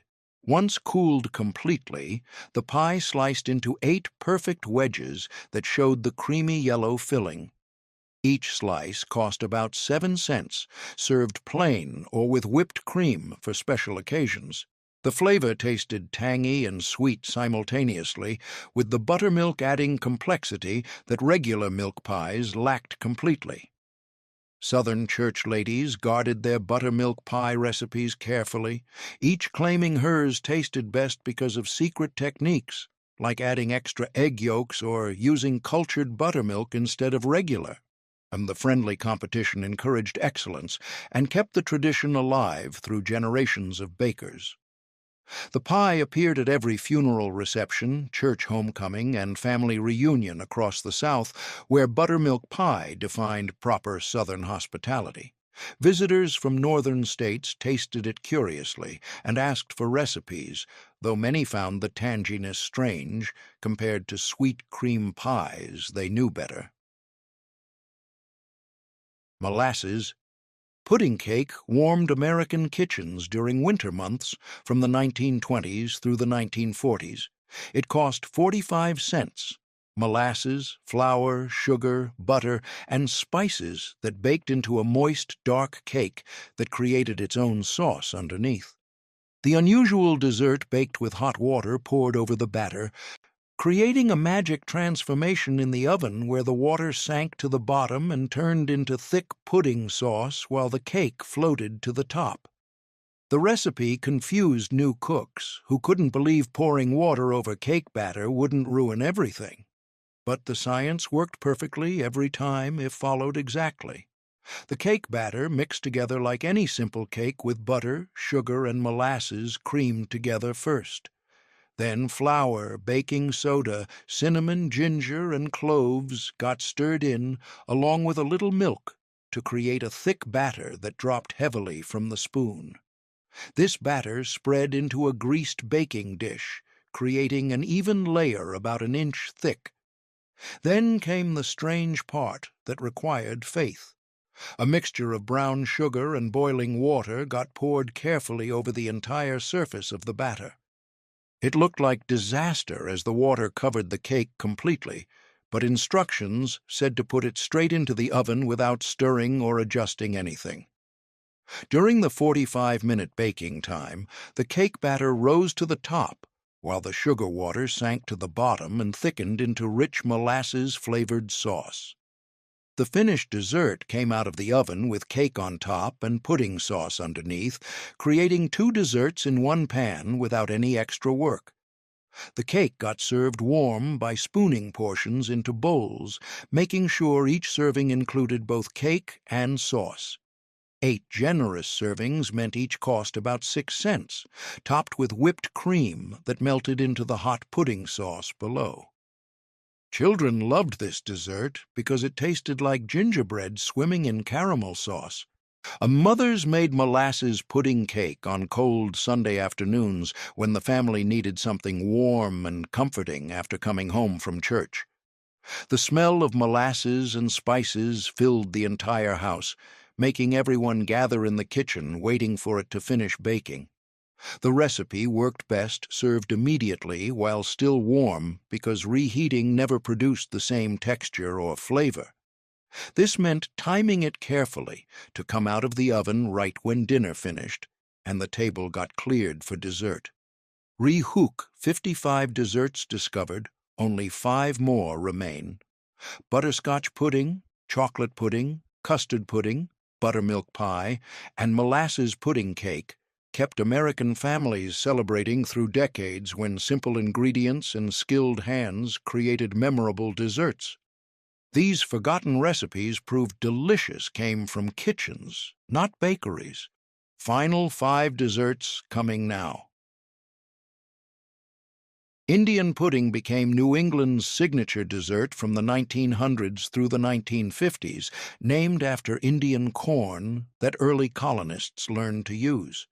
It cost 40 cents, cornmeal, molasses, milk, eggs, and spices that baked slowly into a dense pudding that tasted like liquid gingerbread.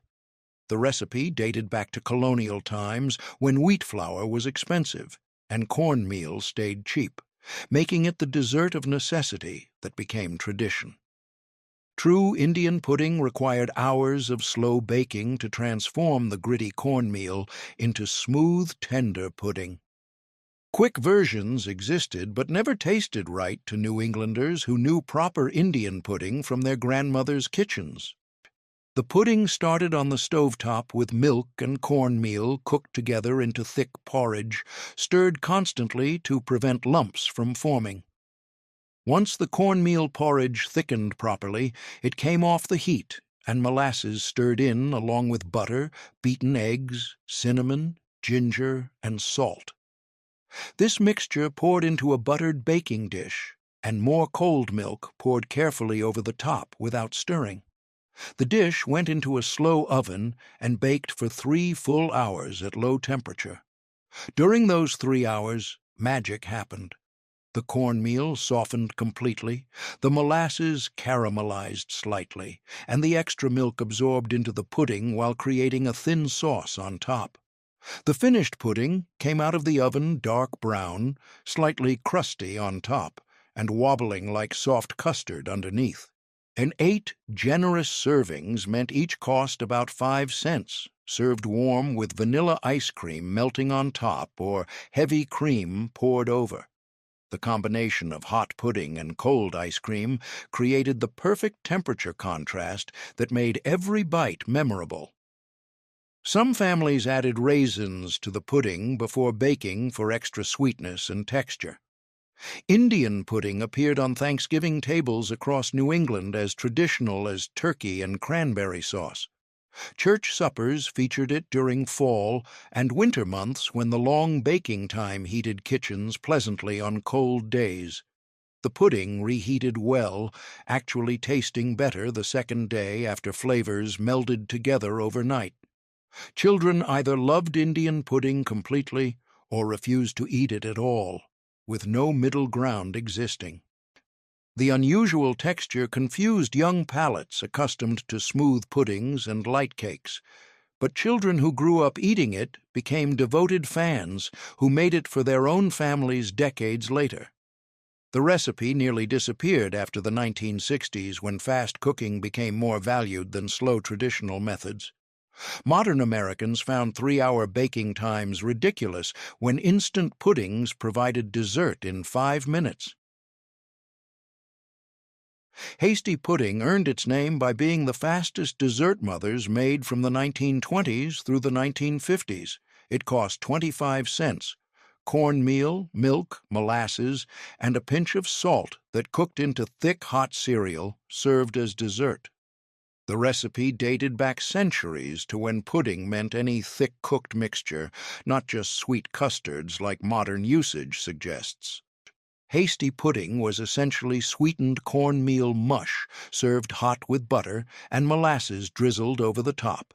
The pudding got made directly on the stovetop in under 30 minutes from start to finish, making it the perfect last-minute dessert when unexpected company arrived or children needed something sweet after supper.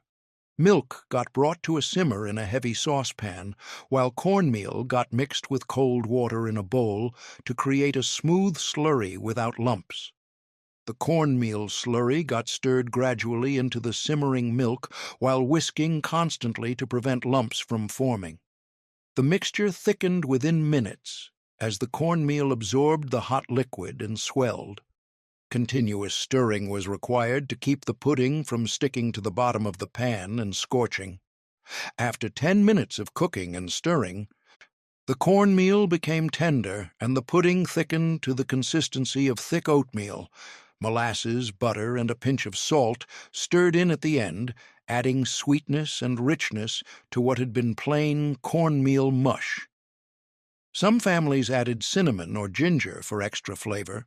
The hot pudding got spooned into bowls immediately and served while steaming hot. 6 generous servings meant each cost about 4 cents, drizzled with extra molasses or topped with cream if budgets allowed. Children ate hasty pudding for breakfast on cold mornings or dessert after light suppers when something filling was needed. The pudding had to be eaten immediately because it set firm as it cooled, turning into solid cornmeal cake that couldn't be spooned. Leftover hasty pudding got poured into a loaf pan, chilled until firm, then sliced and fried in butter the next morning for breakfast. These fried slices were called fried mush and tasted completely different from the hot pudding version. Farm families made hasty pudding regularly because cornmeal stayed cheap, and the recipe used common ingredients always available in the pantry. The pudding filled hungry stomachs on cold nights when something warm and comforting was needed quickly, without much effort or expense. The tradition faded after the 1950s when instant puddings and prepared desserts made hasty pudding seem too plain and rustic for modern tastes.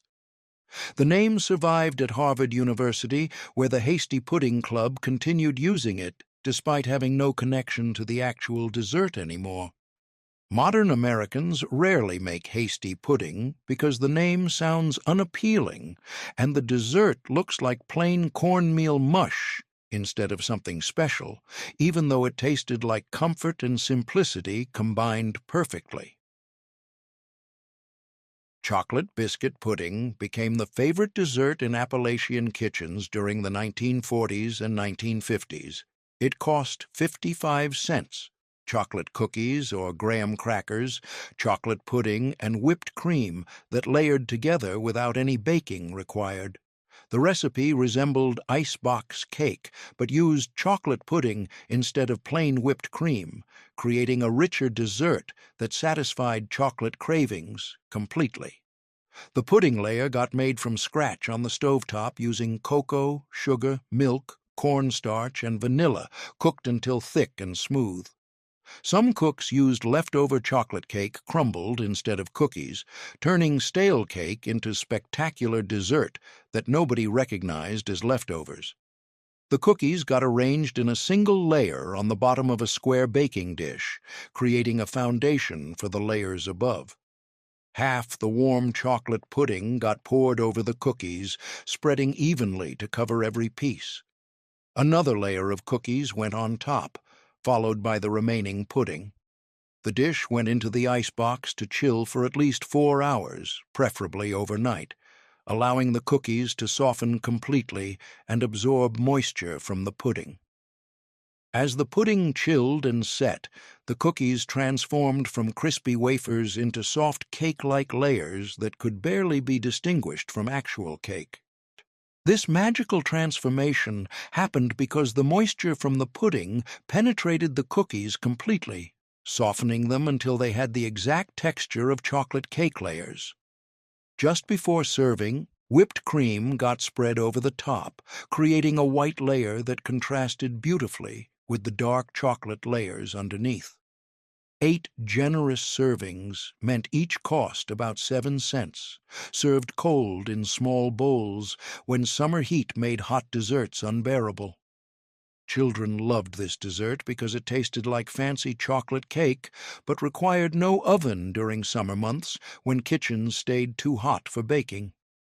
Mothers loved it because leftover cookies and stale cake turned into impressive desserts that looked deliberate rather than improvised from necessity.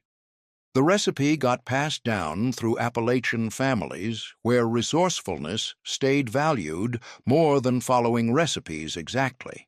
Each family had slight variations depending on what cookies were available and whether they preferred dark chocolate or milk chocolate pudding. Some added sliced bananas between layers for extra flavor and nutrition. Church ladies brought chocolate biscuit pudding to every summer potluck because it traveled well, stayed cold in the icebox at the church basement, and pleased everyone who tasted it. The dessert impressed guests who assumed it required complicated baking techniques when actually it took less skill than most cakes. The tradition continued through the 1970s in rural areas where homemade puddings stayed more common than instant mixes. Marlowe became the trendy dessert at 1920s parties when flappers and jazz dominated American culture. It cost 40 cents. Marshmallows, heavy cream, and fruit or chocolate that whipped together into fluffy frozen dessert similar to ice cream, but easier. The name came from a fashionable socialite known as an it girl during the Roaring Twenties who served this dessert at her famous parties. The recipe spread through society columns and women's magazines, making it the must-make dessert for anyone wanting to seem modern and sophisticated.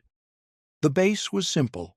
Marshmallows melted slowly over low heat with a little milk until they became smooth syrup.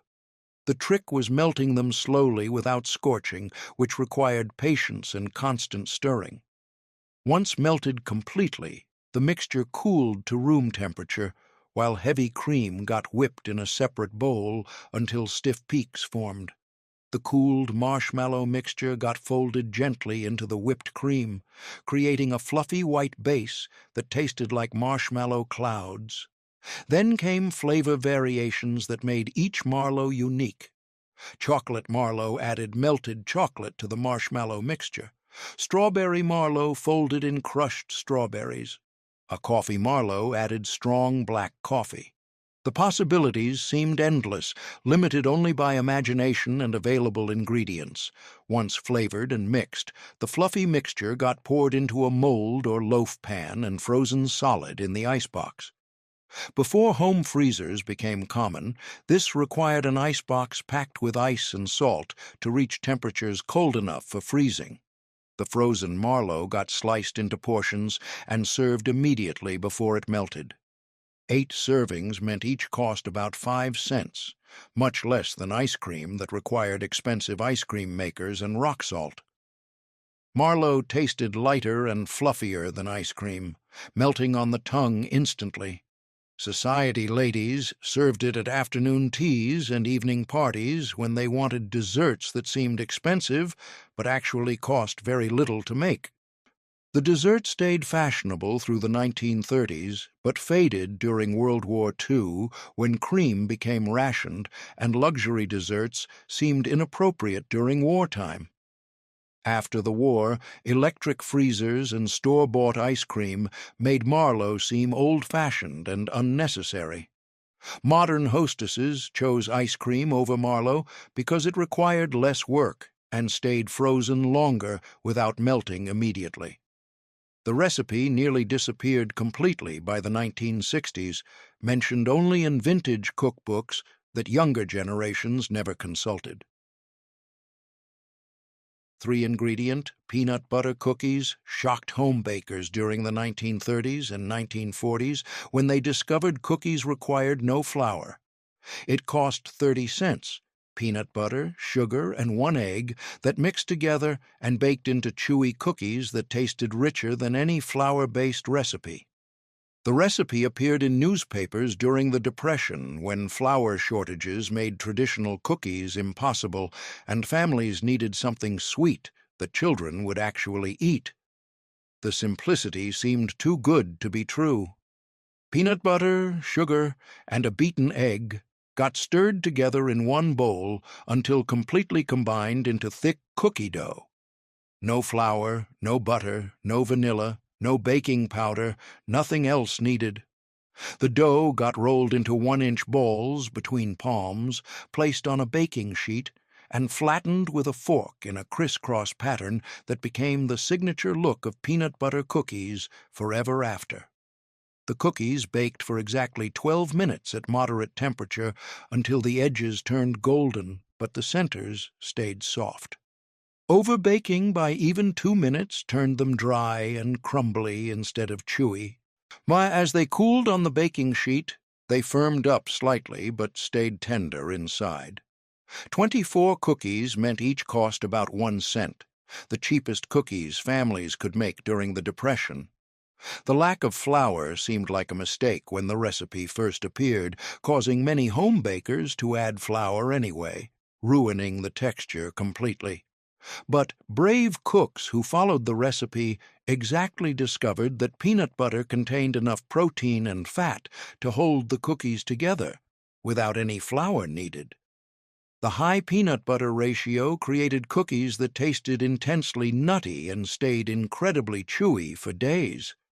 Children loved these cookies because they tasted like peanut butter candy instead of regular cookies.